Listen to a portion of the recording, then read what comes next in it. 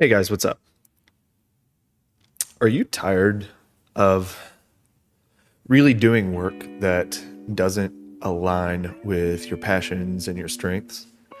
Do you want to find that perfect balance where you can do what you love and get paid for it? So, in this video, I'm going to reveal the secret to finding your Ikigai. So, what exactly is Ikigai? It's a concept that originated in Japan and it represents the intersection of four major elements. So, what you're great at, what you love doing, what the world needs, and what you can be paid for. So, we're going to dive deeper into each one of these elements. The first element is what you're great at. It's about identifying your strengths and your skills, those things that you really excel at and that may come naturally to you. So take some time to really reflect on your abilities and ask yourself what sets you apart. Now, I recently had a conversation with a newer tattoo artist who was really terrified of getting stuck and doing art for other people instead of pursuing the stuff that he personally enjoys, which really brings a nuance into this. So my advice to him was to simply be open to trying everything for now. And now he can experiment with different styles and techniques. He can discover what really truly resonates with him and find his own unique strengths. Because he honestly doesn't know what his strengths are yet.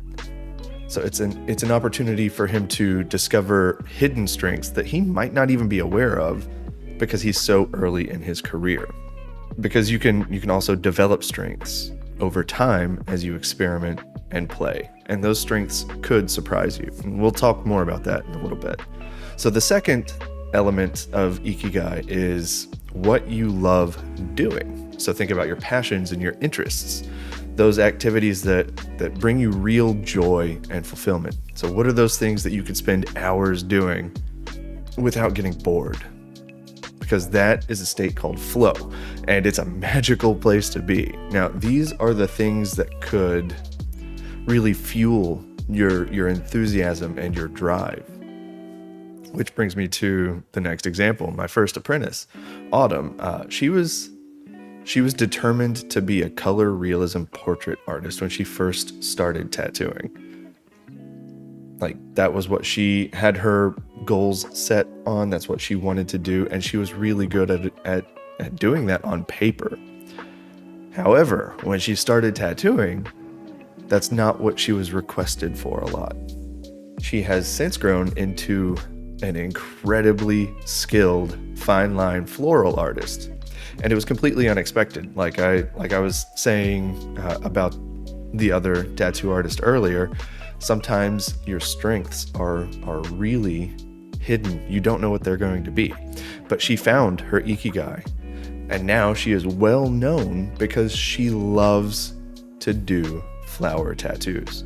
Now, that's an example of an unexpected strength turning into a passion, and it just goes to show you that your passions can evolve and lead you to unexpected places. The reason that happens is because we have a tendency to start enjoying things that we develop strengths in. It's a feedback loop. The best way I can explain it is like it's a video game that's challenging at first and it's really frustrating, but it becomes enjoyable as you develop stronger skills in that game. It's the same for your skills in life. So the third element of Ikigai is what the world needs. So here, really consider the problems, the challenges, or the needs that exist around you, like in your community. So how can you contribute and make a positive impact? Now, finding the intersection between what you love and what the world needs is in my opinion, very crucial for a meaningful, positive career. So at Affinity, we have aligned ourselves with local and national organizations that support creativity, inclusive initiatives, and we provide a safe space for victims of domestic violence or child abuse, because we want to make a positive impact for our clients, of course, but we also want to have a positive impact on our community for things that we can relate to personally. The last, fourth element of Ikigai is what you can be paid for. So while it is important to pursue your passions, it's equally important to make sure that there's a market demand for your skills and your expertise. Finding that balance between passion and profit is the key to sustaining a successful career over time. For an example here, we're going to talk about Chris Bevan. Now, this is a person that I look up to as a mentor. He has developed his artistic skills to a point where he knows what he's great at and he knows what he loves, but he hasn't found where people are willing to reliably, consistently pay him for his work. That's a unique struggle for him. That's the challenge that he's facing right now. However, he's working toward building a reputation as a professional figure artist by taking commissions, and some of those are slightly outside of his comfort zone, which lets him test different skills and grow as a professional instead of a hobbyist.